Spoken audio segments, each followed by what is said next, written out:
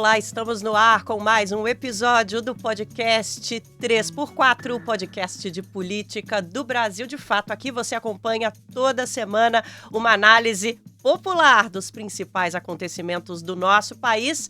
Aqui quem fala é a Nara Lacerda. Vou com você pela próxima 1 hora aqui no podcast 3x4 e na condução dessa jornada estou junto com meu colega de redação Igor Carvalho. Vamos nessa, Igor. Olá, Nara Lacerda, mais uma semana boa de discutirmos temas importantes. E sabe quem está conosco aqui, Nara Lacerda? Quem?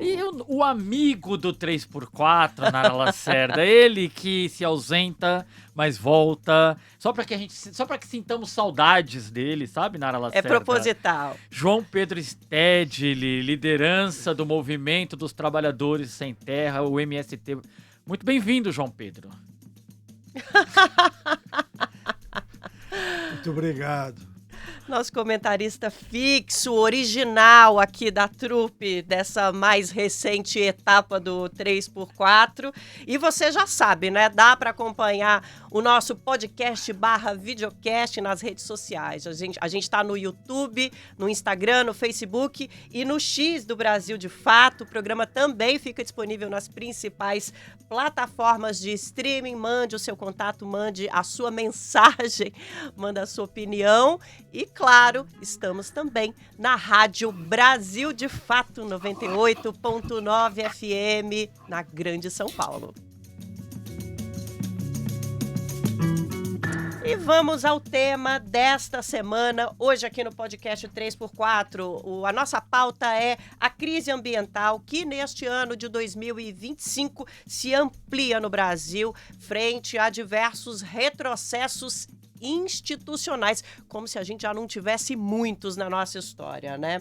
No ano em que o país cedia a COP30, a Conferência Global do Clima, o Congresso Nacional aprovou o PL da devastação. O governo discute a possibilidade de explorar petróleo na foz do Amazonas e novos dados reforçam a insegurança do território nacional para defensores e defensoras do meio ambiente. Recentemente, a ministra Marina Silva foi alvo de ataques no Senado. Já tem áreas na Amazônia e no Pantanal sendo leiloadas para a exploração de petróleo, áreas que nunca tinham sido exploradas antes. O PL da devastação está nas mãos de um relator bolsonarista e tudo isso é só notícia das últimas semanas, viu? Imagina o que vem pela frente e como é que a gente vai chegar à COP30, principalmente frente à comunidade internacional. É essa pergunta que a gente vai tentar responder hoje aqui no podcast 3x4 e você vem com a gente, né, Igor? Certo, e para falar de tudo isso, de todos esses temas,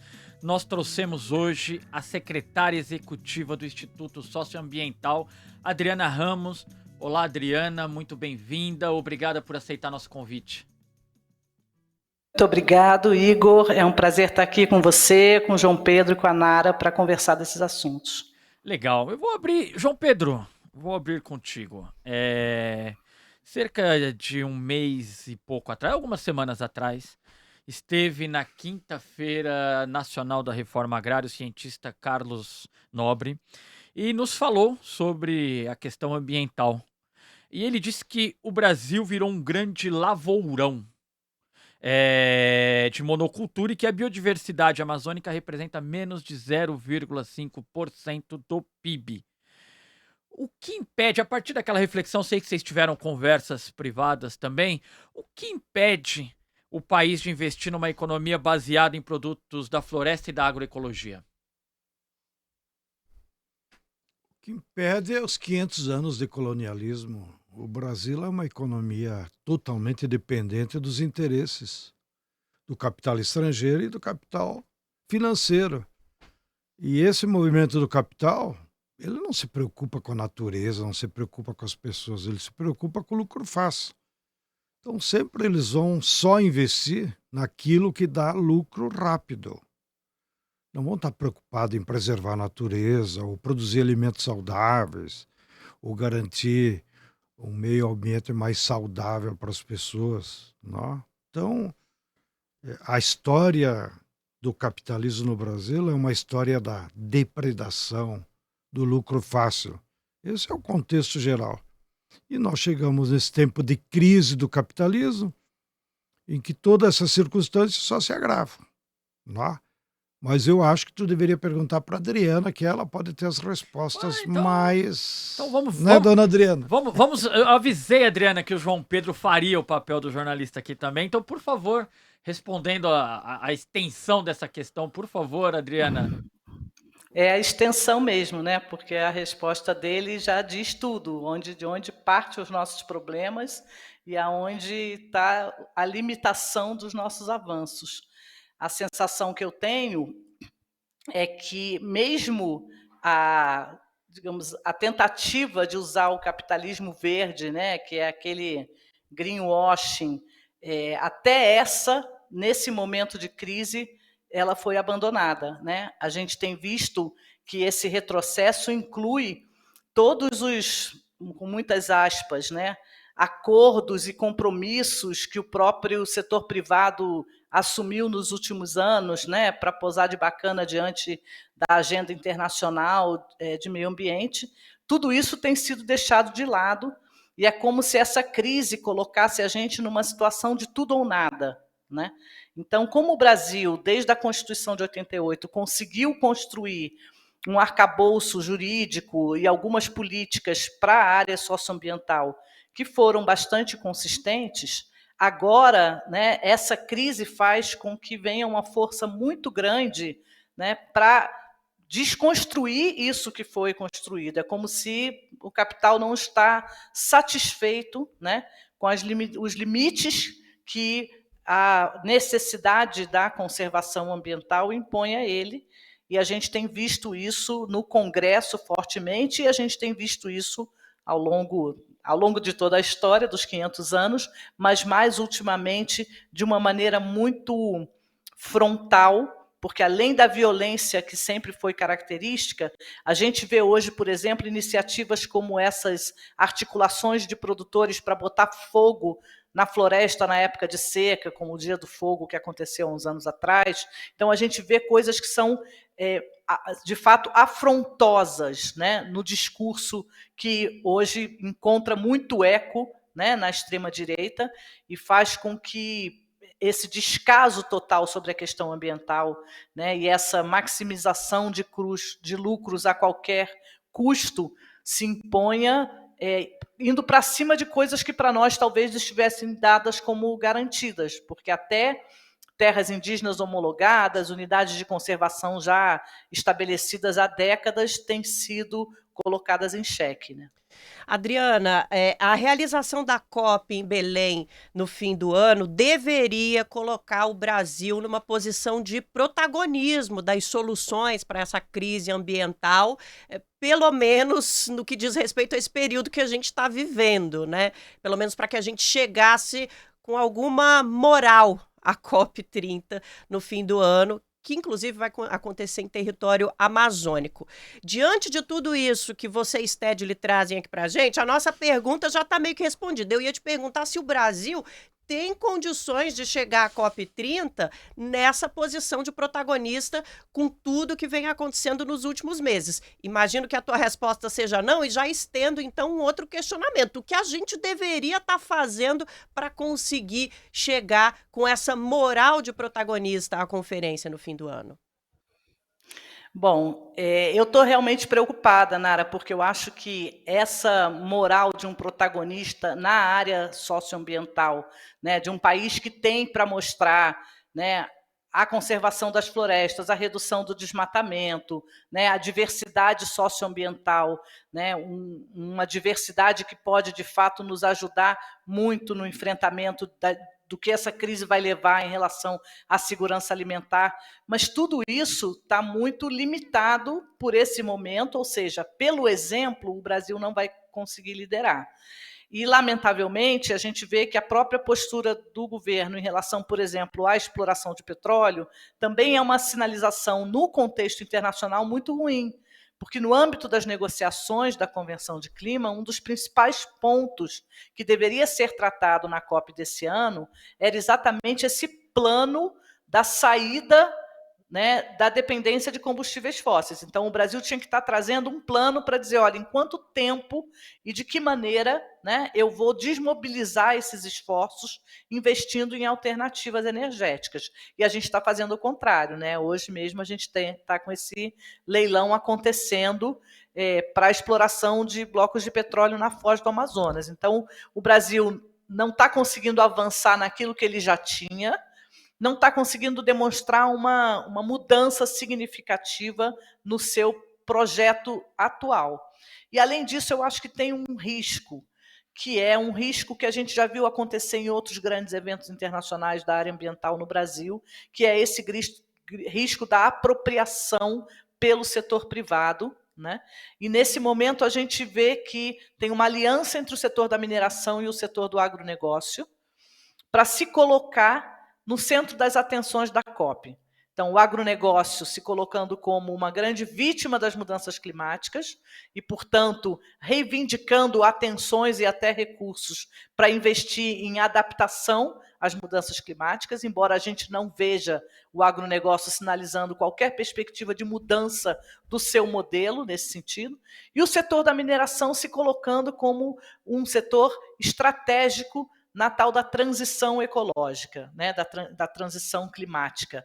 E, nesse sentido, tentando trazer para a COP, né, como uma contribuição brasileira, como uma prioridade brasileira, a discussão de novos modelos ou de um novo momento, porque eles nem falam, na verdade, em mudar modelo, né, para esse setor do agronegócio com a mineração. Então, além da gente não conseguir chegar lá com bons exemplos e trazer a COP como um esforço, um vetor de fazer a gente melhorar a nossa performance ambiental, a gente está correndo o risco de ver essa COP ser capturada por esse grande capital, que já está patrocinando um monte de iniciativas, eventos e ações de comunicação relacionadas à COP, e está tentando, no contexto internacional, se pautar como a grande prioridade e o grande caminho para a superação da crise climática, o que é uma contradição absoluta, não é nem em termos, é total. É uma rápida contextualização. A Adriana falou que hoje está sendo realizado o leilão da AFP. Nosso programa está indo ao ar na quinta-feira, mas a gente está, por causa do feriado de Corpus Christi, fazendo a gravação dele na terça-feira. E hoje está sendo realizado esse leilão que inclui, inclusive, territórios amazônicos na exploração. Alguns já arrematados ao longo da gravação aqui do nosso programa, né, Igor? Isso, Nara.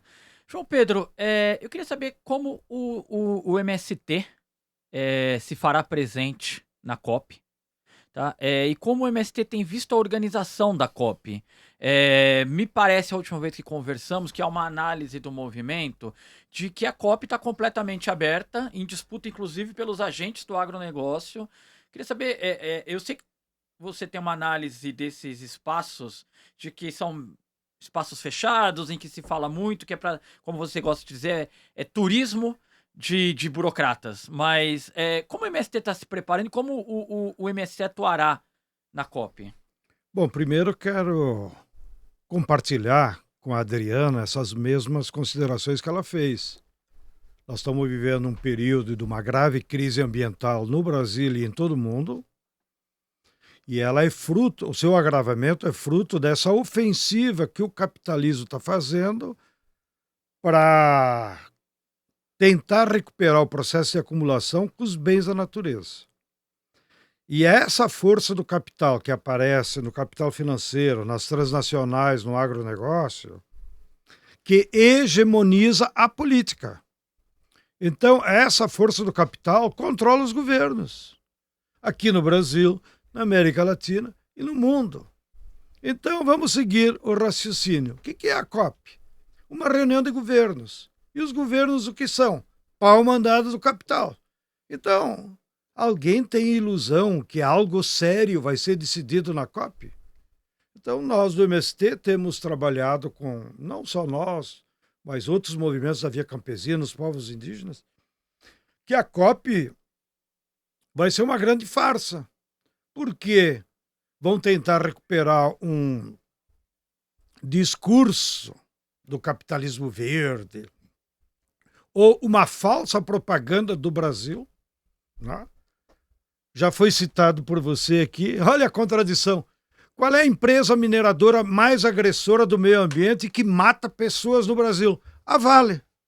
E a Vale será uma das protagonistas lá em Belém, ela que está financiando parte das obras, para aparecer como a salvadora. Ora, a Vale, depois da privatização, só por isso o Fernando Henrique vai para o inferno, por ele ter entregado um patrimônio do povo brasileiro, que era a Vale, e que poderíamos usar o minério de ferro para melhorar as condições de vida do povo, e hoje se transforma tudo em royalty para acionista privado, que 52% mora em Nova York.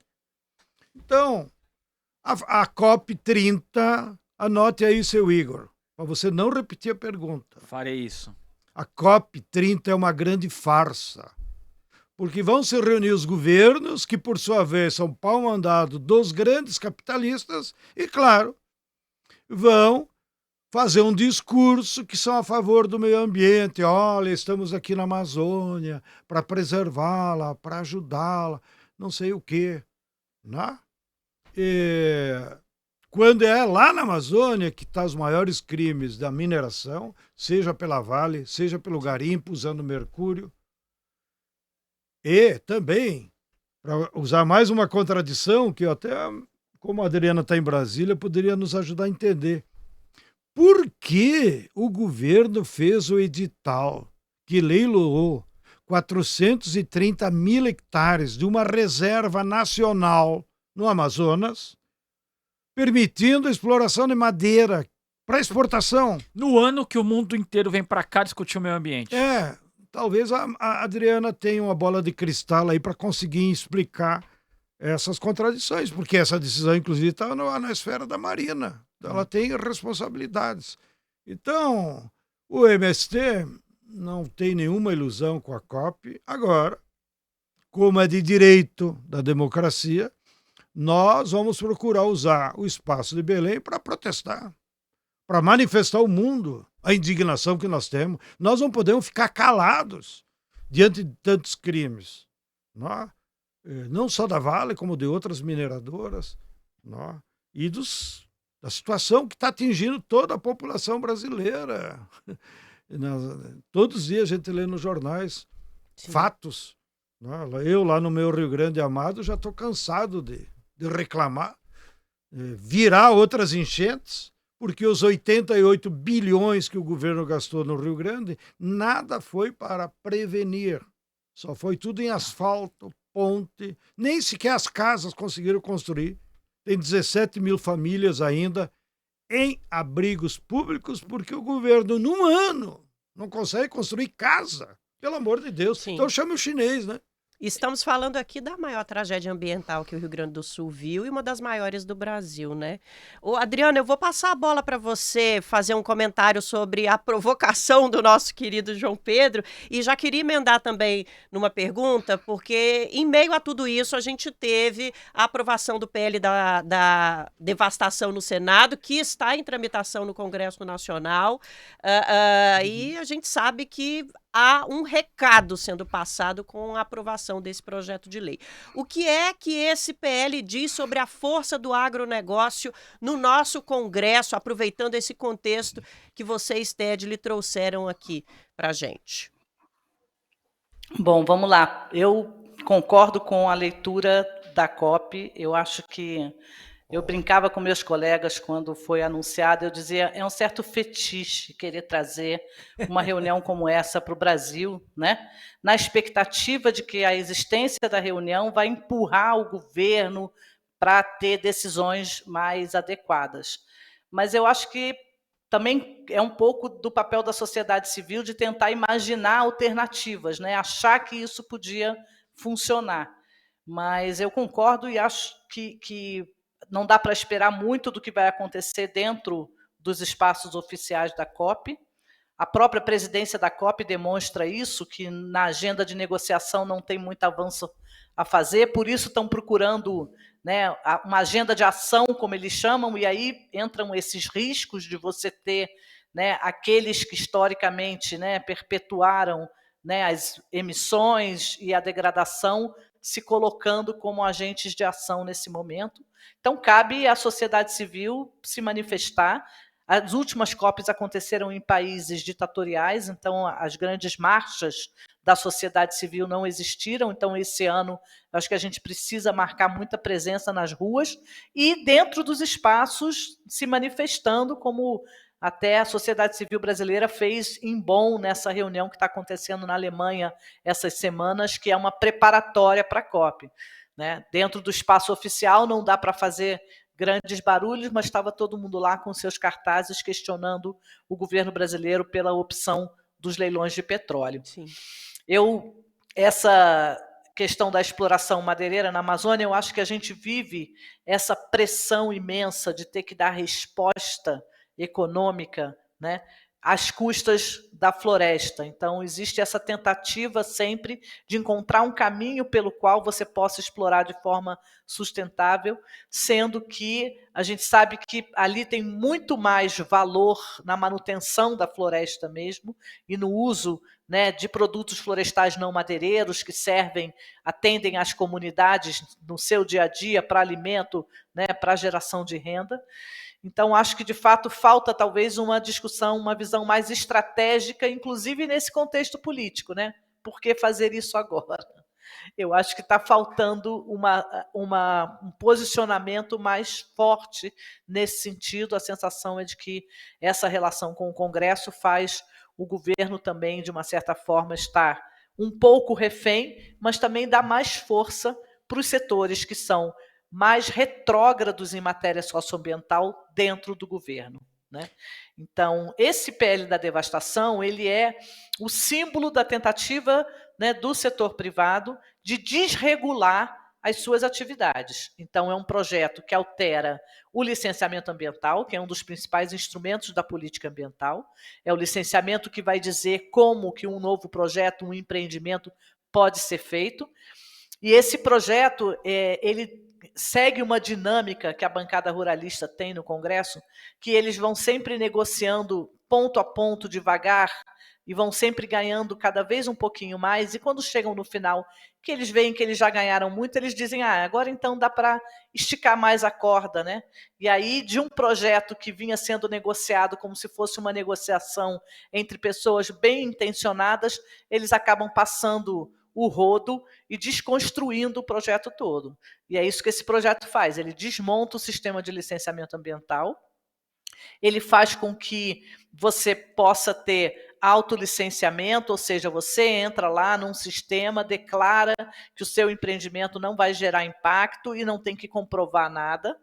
Ao fazer isso, ele deixa de atrelar aos empreendedores responsabilidades.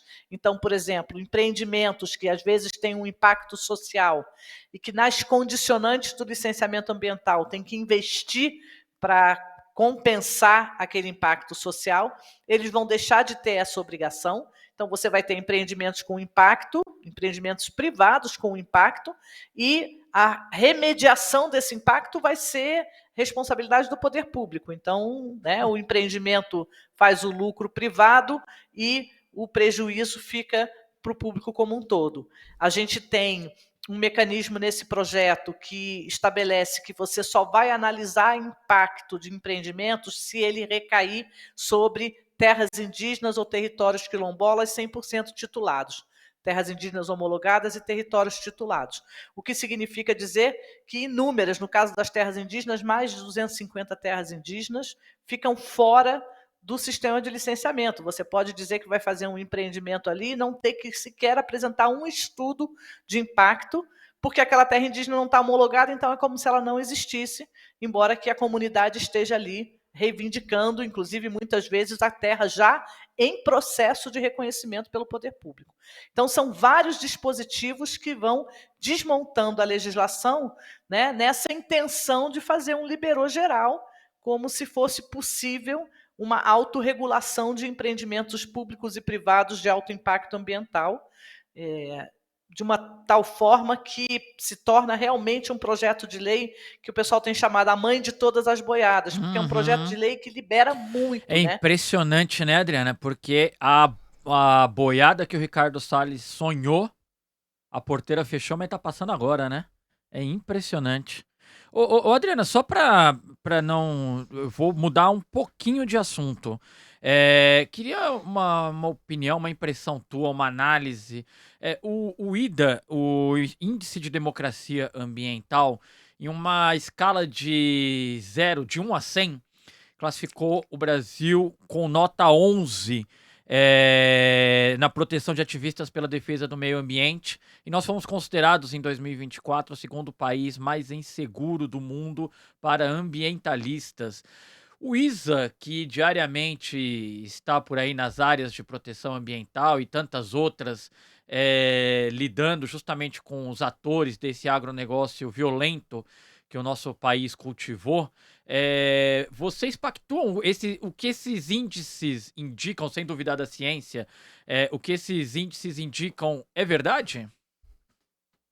É verdade, inclusive eu acho que porque eles consideram, né, todo defensor de território, né, inclusive agricultores familiares, como defensores da natureza, né? Então esse índice ele vai considerar a violência específica em casos que são relacionados à questão ambiental, mas a violência contra defensores do território como um todo. Então, lideranças indígenas, quilombolas, agricultores familiares, extrativistas, e essa é uma realidade lamentável do nosso país que vocês conhecem muito bem, né? Então, essa violência, na medida em que começou a se olhar nessa perspectiva de defensores ambientais, isso ficou muito evidente. Isso ficou muito evidente durante o governo Bolsonaro, porque o discurso do presidente era muito vocal em relação aos ambientalistas e aos defensores, né, ambientais em geral. E, lamentavelmente, é uma realidade. A gente sabe que os nossos programas de proteção eles são muito frágeis, o investimento, né, para a garantia de direitos também. Então, inclusive uma discussão que a gente fazia muito, né, quando essa terminologia de defensores, né, chegou aqui no Brasil, porque a gente não usava muito essa terminologia, é de que a melhor maneira, né, de você apoiar os defensores e tentar e evitar a violência é você garantir direitos, né? Então Sem a gente está dúvida. devendo nesse sentido, né? Acho que tivemos uma questãozinha no finalzinho da fala, mas deu para entender o Uhum. recado da Adriana. E, João Pedro, esse índice que o Igor trouxe para a gente falar sobre a proteção de ambientalistas no Brasil com a Adriana, ele traz também outros detalhes a respeito dos estados da Amazônia Legal. Um desses detalhes diz que a gente ainda tem pouquíssima participação social, esse é o termo usado, especialmente nos estados da Amazônia Legal. Dialoga com a questão que você trouxe para provocar com a Adriana sobre o fato de que as sociedades não participam dessas decisões de exploração da natureza na Amazônia Legal. E falando em participação popular e social, o MST tem planos de plantar 100 milhões de árvores até 2030. É uma iniciativa concreta de resistência que já está acontecendo desde 2020 e a gente queria entender melhor a iniciativa e de onde vem a força política e social que capacita e possibilita o movimento de chegar a esse plano de resistência prático e concreto. Antes de fazer a propaganda, eu queria fazer um comentário daquele tema anterior que a Por favor. Adriana trouxe, da violência, né? Então, existe essa violência que atinge os lutadores, né? Os indivíduos que estão lá levantando as bandeiras, mas existe uma violência que é invisível, que é pior ainda, que é a que atinge toda a população. Então, na nossa análise que temos feito aqui, que a Adriana também trouxe vários elementos, a ofensiva do capital é justamente para se apropriar dos bens da natureza, que hoje são bens públicos e que estão na fronteira agrícola, que é a nossa Amazônia Legal, que compreende os 7 e 8 estados. Então o capital vai avançando sobre a Amazônia Legal. E lá tem gente que mora, povos indígenas, quilombolas, ribeirinhos, pescadores, sem terra, etc. e tal. Então há uma violência estrutural que ataca essa população. Por isso que mesmo no relatório de conflitos do campo da CPT, que ela publica sempre em abril, nos últimos 10 anos, sempre os assassinatos no campo é dessa população. Povos indígenas, quilombolas, ribeirinhos, etc. e tal. E há uma agressão, uma violência invisível que atinge toda a população por esses crimes ambientais, que é, por exemplo, o caso do uso de agrotóxico, que elimina a biodiversidade, que contamina as águas, contamina os alimentos e que produz, inclusive, câncer, né, nas pessoas, além de outras enfermidades. Bom, para fazer frente a essa avalanche do capital, que, como nós estamos analisando aqui, são protegidos pelo Estado brasileiro, independente do governo, né? Então, o Estado brasileiro é um protetor dos interesses da burguesia, né? E se manifesta no Congresso, se manifesta no Poder Judiciário, se manifesta na mídia, né? Etc. Então, nós temos feito muitos debates entre os movimentos do campo, e em particular no MST, do que deveriam fazer na prática para poder contrarrestar um pouco. E nós nos somamos a propostas que já vêm de anos na sociedade brasileira, inclusive o ISA, o Greenpeace, outras entidades ambientalistas têm sido vanguarda, inclusive, em nos alertar sobre as verdadeiras saídas. Então, nós defendemos o desmatamento zero. Não precisa mais derrubar nenhuma árvore para ter mais comida, mais bem-estar, né? Nós defendemos um controle da mineração, não pode continuar assim. Isso é um crime, né? A Vale matou 272 trabalhadores dela. E o que aconteceu? Nada. Nenhum diretor foi preso, é como se eles não tivessem responsabilidade nenhuma, né? Uma empresa da Alemanha tinha dado um relatório que a barragem era indestrutível. 15 dias depois caiu. E ninguém foi preso, né? Bom, então, nós defendemos desmatamento zero, imediato, né? O governo deveria ter coragem de caminhar nessa direção. E nós defendemos o reflorestamento. O nosso amigo Carlos Nobre vive denunciando por aí. Há 50 milhões de hectares degradados pelo latifúndio e pelo agronegócio. Se nós não reflorestar essas áreas, não haverá retorno. Nós não vamos mudar as condições climáticas. Bom, para isso tem que ter plano de governo, tem que ter recursos públicos, né? Porque o agronegócio não vai reflorestar. Sim. Ele quer plantar soja, né? Criar gado, etc. E nós defendemos também, aí em parceria com os movimentos urbanos, tem que mudar a visão da cidade. As cidades brasileiras são um inferno, né?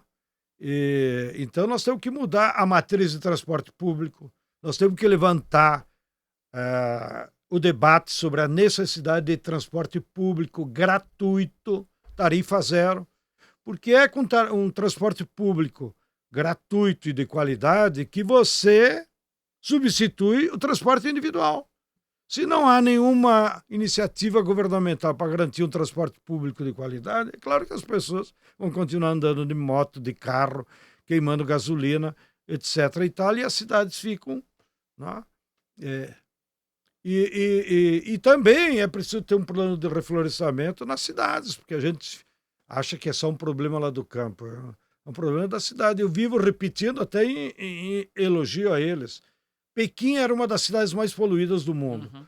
Como é que eles superaram a poluição em Pequim? Implantaram transporte elétrico de massa e plantaram 15 milhões de árvores numa cidade que é do tamanho de São Paulo. Então, se nós tivéssemos coragem, nós teríamos que plantar 15 milhões de árvores em São Paulo. Mas o que se faz é botar cimento, achando que é desenvolvimento, botar asfalto, achando que isso é progresso, né? Então, há muitas medidas que o governo poderia fazer, que a sociedade poderia fazer, independente dos interesses do capital ou das artimanhas do Congresso. Uhum. Entendi. Obrigada, Stedley. A gente vai continuar. Você já está plantando árvore na sua região? Você sabe que eu tenho meu quintalzinho agroecológico Igor, lá em casa, né? A Nara já é uma pequena agricultora. Ela já, inclusive, é uma agrofloresteira. Ela vai acessar o Plano Safra, né?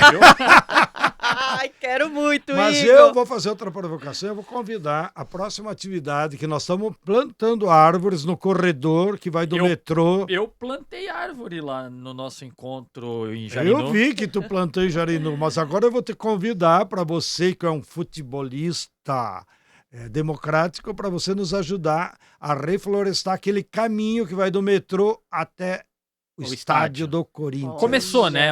Já começamos ao mês passado. Eu vi um vídeo do senhor lá muito sabido, empolgado no meio dos corintianos. Claro, plantei um pinheiro. É isso, a gente vai continuar com esse papo daqui a pouquinho, porque tá bom demais e é muito importante falar dessa temática. Temos outros assuntos para trazer, mas antes eu quero fazer um convite para você que está nos ouvindo e para você que está nos assistindo também. Se você quer ter acesso a uma cobertura jornalística independente, de qualidade, comprometida e popular, que esteja alinhada às pautas de trabalhadores e trabalhadoras, acesse o nosso boletim semanal no Brasil de Fato, para não usar a palavra newsletter, já que o Sted ele tá aqui do meu lado. Não me provoque, que eu já estou levantando. Mas é isso, você recebe em primeira mão análises profundas, conteúdos exclusivos que vão te ajudar a entender o que realmente está acontecendo no nosso Brasil e no mundo. O link é brasildefato.com.br/boletim. A inscrição é de graça e o link também está disponível na descrição do episódio. Você também pode acessar pelo QR Code que está aí, ó. Tá embaixo aqui, aí, tá aqui. Não sei fazer isso ainda, mas Quando acesse. Vão mudar essa... Olha lá que chique, Quando Sted, que vão mudar esse newsletter por boletim? A gente vai fazer essa modificação também em honra ao nosso comentarista fixo, mas é isso. Acesse o nosso boletim semanal e fique por dentro da nossa produção de jornalismo popular aqui no Brasil de Fato. E vamos retomar o nosso debate sobre meio ambiente. Igor. Adriana, bom, o Brasil de Fato cobre a questão ambiental há muitos anos, eu mesmo já tive em algumas áreas, me recordo aqui, João Pedro, que quando eu fui para Mariana, havia uma enorme pressão da Samarco, encurralando a população local para que não se manifestasse, não se colocasse contra os empreendimentos da Samarco ali na região. Obviamente ameaçando, não havia uma ameaça explícita, mas implícita, de que era a empresa que levava recursos e empregos para a região. E nós sabemos, Adriana, que isso para dentro do país é comum, que em algumas regiões, principalmente ali na região amazônica, que algumas pequenas cidades, povoados, a população local, seduzida pelo discurso de políticos, grandes empresários, latifundiários, acabe aceitando e inclusive colaborando com o discurso para que se abra uma rodovia nova no meio da floresta, para que novos empreendimentos cheguem, para que se explore petróleo na região amazônica. O ISA tenta incidir nesse debate, tenta travar aí uma disputa nas narrativas dos destinos dessas terras? Bom, sim, faz parte do trabalho da gente, especialmente um debate sobre o impacto de obras de infraestrutura e a relação dessas obras com a perspectiva de desenvolvimento local, porque já desde a década de 80, 90, há vários estudos que demonstram que esse tipo de empreendimento na Amazônia funciona numa lógica de boom e colapso. Então, logo num primeiro momento, né, quando você tem uma obra como essa, como foi, por exemplo, a construção de Belo Monte, vem muita gente, tem muito dinheiro circulando, então você tem um boom, teoricamente, de distribuição de recurso e de desenvolvimento, mas passado aquele momento, você entra numa situação de colapso. No caso de Belo Monte, os impactos ambientais de Belo Monte ficaram, assim como aconteceu na Transamazônica e em outras grandes obras na Amazônia. Então, a gente tenta fazer essa discussão nesse nível do planejamento das obras, da discussão da implementação das obras no seu licenciamento, mas também a partir da realidade das comunidades com quem a gente trabalha, né, apoiando no desenvolvimento de iniciativas de geração de renda, que são iniciativas a partir das atividades tradicionais, que são as atividades que ajudam a manter a floresta em pé, e tentando agregar outros valores a essas atividades de tal forma que as comunidades possam gerar renda, ter condições de fazer a gestão do seu território, sendo isso um enfrentamento de modelo àquilo que acontece do lado de fora, né? E a própria restauração florestal, que vocês estavam falando, que é uma coisa fundamental, ela é hoje uma das agendas de geração de renda, uma das, digamos, cadeias produtivas que a gente tem para desenvolver na Amazônia, a partir tanto da coleta de sementes, que é feita pelas comunidades locais, até você ter áreas onde você pode ter investimentos e, né, hoje, enfim, o capital tem as suas estratégias também, então até mercado de carbono, por exemplo, podendo ser uma alternativa de geração de renda que faça frente a essas pressões, a essa tentativa de converter a floresta em pasto ou em monocultura. Então, a gente busca fazer essa interação com os nossos parceiros locais, com os debates das políticas e das oportunidades que surgem, né, no campo da filantropia e também, né, no campo de investimentos, de tal forma a tentar fazer um enfrentamento por um modelo menos predatório e, idealmente, por um modelo que se baseie nos modos de vida dos povos e comunidades tradicionais, que é o que fundamentalmente garante a existência da floresta. Ô, João Pedro, no encontro que tivemos justamente lá em Jarinu, escutando você falar, você falava sobre citando ainda a conversa com o Carlos Nobre, a Amazônia ser habitada por 10 milhões de pessoas já há 15 mil anos atrás, e que essas pessoas dominavam ali um saber popular, cultivavam 300 frutas, cerca de 1.500 ervas medicinais. Em contato, eu sei que você lidera o setorial da juventude do MST, em contato com essa juventude, com os povos do campo, você sente que essa sabedoria popular, esse domínio da linguagem da terra, do que a terra pode dar, isso está se perdendo? Ah, sem dúvida nenhuma. Está se perdendo, em primeiro lugar, porque o capital vai destruindo essas formas de vida, essas comunidades, esses saberes, né? E, infelizmente, mesmo na expansão das universidades que tem havido lá na Amazônia, na nossa opinião, a maioria delas não se dedica a fazer pesquisa e a respeitar o saber popular ou transformar o saber popular em conhecimento científico, ou seja, sistematizar o que as populações conhecem O que me chamou a atenção da fala do Carlos Nobre, porque nós, nos nossos cursos aí de realidade brasileira, por isso estou compartilhando com os que nos acompanham, nós trabalhávamos com um dado do Darcy Ribeiro, que ele escreve no Povo Brasileiro, de que quando chegou aqui o capitalismo mercantil europeu em 1500, havia no nosso território 5 milhões de pessoas. E as pesquisas que o Carlos Nobre tem acesso, ou participou, ele revelou, né, que só na Amazônia havia 10 milhões de pessoas que viviam. E viviam bem. Né? Então isso que chama a atenção da nossa ignorância também sobre a história pré-colombiana do nosso povo, que pode ter muitos ensinamentos de como nós podemos desenvolver outros modelos, como disse a Adriana, por exemplo, eu vivo reclamando. Bom, se o governo quer agir para combater o desmatamento, tem que proibir a exportação de madeira. Como é que vai permitir? Essa madeira vai para onde? Vai para a Europa, para virar móveis finos, altar de igrejas. Né? Então, para que exportar madeira? Ninguém se beneficia com isso. Para que exportar ouro? Para estimular o garimpo? Então, proíbe. Que é uma maneira de você ir limitando as estratégias do capital. Então, nós estamos vivendo tempos difíceis, mas eu acho que contamos com as contradições que a própria natureza vai colocando e que obriga a sociedade. Eu acho que já há uma consciência na sociedade brasileira mais positiva em defesa do meio ambiente do que há 10, 20 anos atrás, quando apenas alguns vanguardizavam essas bandeiras, e hoje eu acho que está sendo popularizado.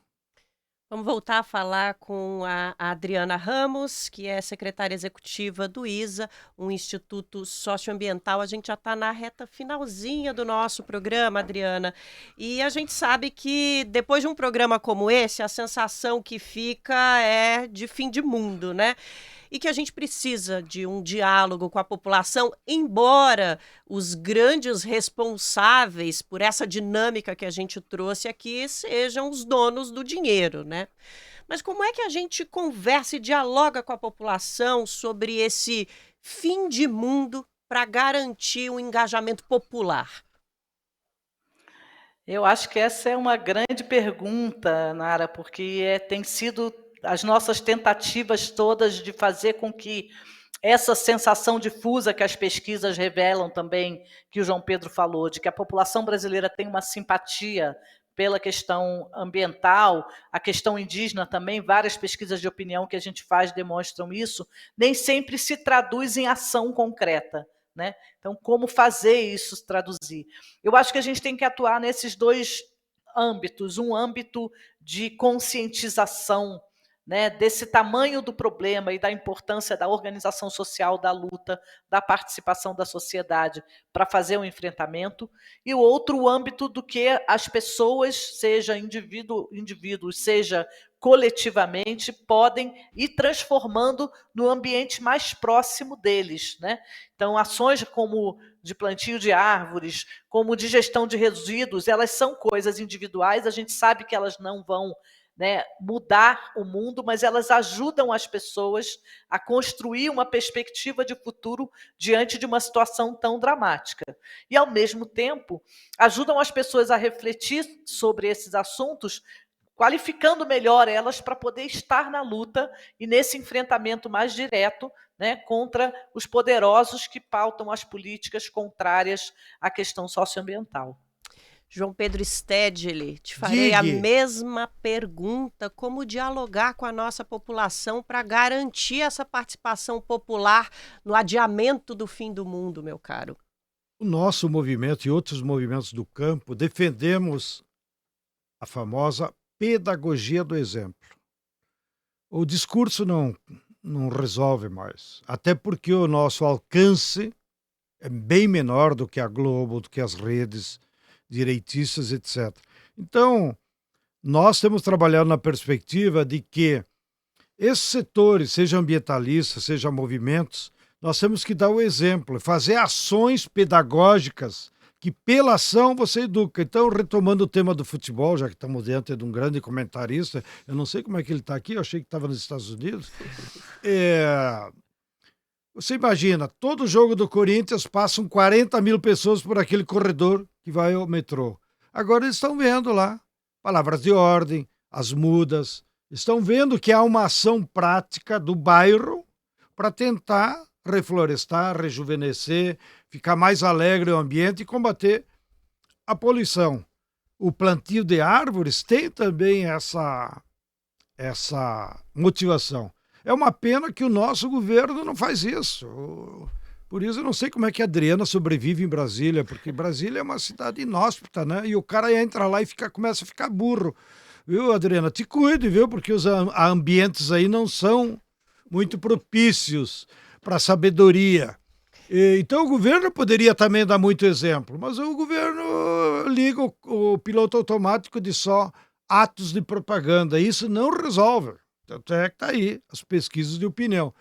Eu fui ilusoriamente, junto com uma comissão do movimento, conversar com a presidente da Petrobras no início do ano. E levamos uma proposta.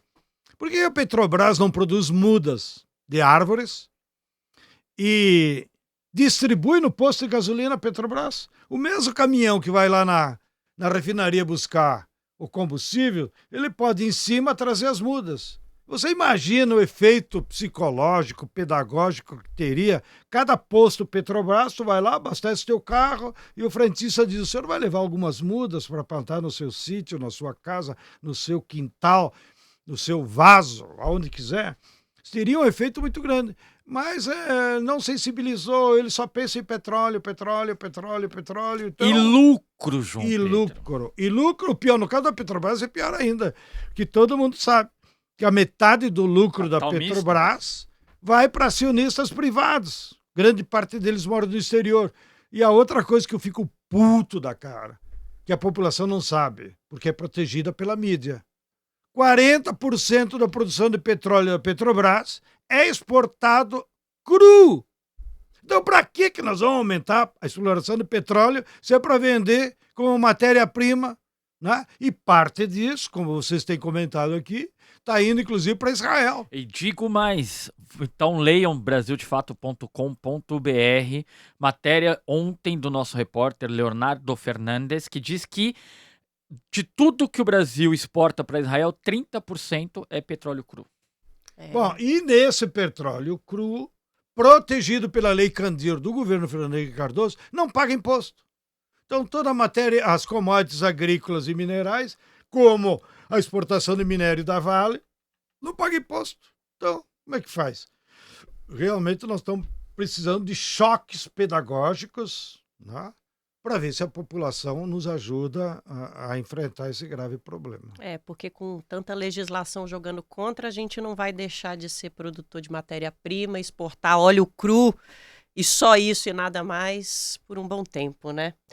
Mas a gente vai aproveitar que a gente está em reta final e você que já acompanha o podcast 3x4 sabe o que está vindo por aí para convidar os nossos convidados a trazerem para a gente dicas e recomendações de arte e cultura que possam se somar ao que a gente está debatendo aqui ou que possam levar a gente para um outro momento de reflexão também. Eu vou começar pela nossa convidada do ISA, Adriana Ramos. Que recomendação você trouxe para a gente hoje? Então, eu trouxe uma recomendação, mas eu até vou dizer, depois dessa conversa aqui, eu sugeriria também o pessoal procurar os materiais do projeto Amazônia Revelada, João Pedro, que é o projeto bem recente de pesquisa arqueológica na Amazônia, que está trazendo essa nova visão sobre a ocupação da Amazônia, muito interessante. Mas, na verdade, a dica que eu trouxe aqui é o filme Somos Guardiões, que é da mídia indígena, que é um filme que mostra muito disso tudo que está acontecendo, a exploração madeireira, a grilagem, as invasões das terras indígenas lá no Maranhão. É um filme com a participação indígena e ele mostra muito também das estratégias dos povos indígenas na defesa dos territórios e no engajamento da luta política. Então, é um filme que dá uma visão muito interessante, tanto do problema quanto da forma como a sociedade tem se organizado para o enfrentamento. É uma obra de arte. Documentário incrível, recomendação excelente. Obrigada, viu, Adriana? João Pedro Stedley, qual é a sua recomendação para hoje? A minha recomendação, não sei se vão botar aí na tela. Com certeza vão. Mas é a encíclica do Papa Francisco, Louvado Seja, em latim Laudate Deum. E, na minha opinião, é o melhor documento que analisa a crise ambiental e as propostas de solução que foi produzido nessa última década. E, por incrível que pareça, né, por um Papa, é uma vergonha para nós de esquerda. Mas, evidentemente, que ele se apropriou, ele construiu um coletivo onde participou Leonardo Boff, Sim. o bispo de Altamira, que tinha enfrentado aqueles problemas na hidrelétrica, o atual cardeal de Manaus, que também é um grande estudioso, Dom Leonardo Steiner. Então, houve um coletivo de intelectuais da igreja que contribuíram com o Papa e produziram esse belo instrumento.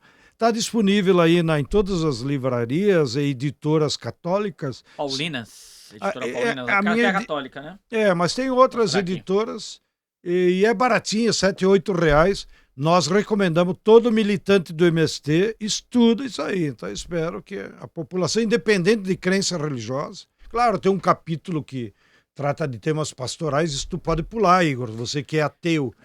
Mas a parte que analisa os crimes ambientais e quem é, e ele coloca o dedo na ferida. Dá nome. A causa dos crimes ambientais se chama capitalismo. A encíclica é incrível mesmo. O Louvado Seja, inclusive, é uma citação a São Francisco de Assis e é uma lembrança do Papa Francisco de que no cristianismo não dá para honrar a Deus sem honrar a nossa casa, sem honrar o planeta Terra, né?